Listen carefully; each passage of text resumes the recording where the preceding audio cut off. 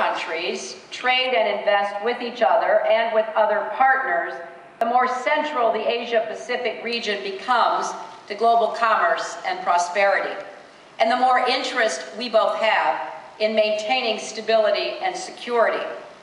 As the stakes grow higher, we should use our shared commitment to make sure that we have maritime security and freedom of navigation.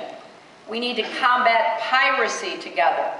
We have immediate tasks that we must get about determining.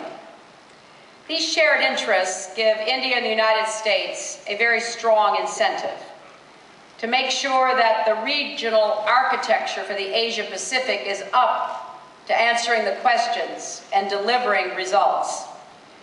President Obama looks forward to joining Prime Minister Singh at the East Asia Summit later in the year, this fall in Indonesia.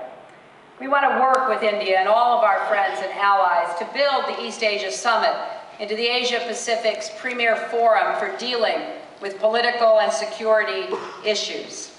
We want to use it to help set our priorities and lay out a vision for other regional institutions. At this year's upcoming summit, the United States intends to collaborate with India and others to help advance an East Asia Summit agenda that draws on our two countries' unique capacities. And high on this list should be maritime security, including developing multilateral mechanisms of cooperation.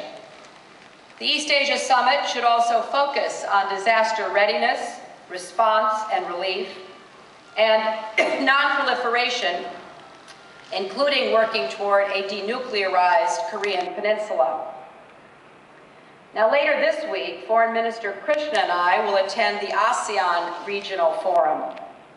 And we will there be working in conjunction with ASEAN partners and others, and we will soon inaugurate a trilateral U.S.-India-Japan dialogue. America's treaty alliances with Japan has long been a cornerstone of security in East Asia. And as a fellow democracy with us in India, we believe enhanced cooperation will be beneficial. We are also committed to a strong, constructive relationship among India, the United States, and China. Now, we know this will not always be easy. There are important matters on which we all disagree, one with the other. But we do have significant areas of common interest. We could begin by focusing on violent extremism, which threatens people in all of our countries. Ultimately, if we want to address, manage, or solve some of the most pressing issues of the 21st century, India, China, and the United States will have to coordinate our efforts.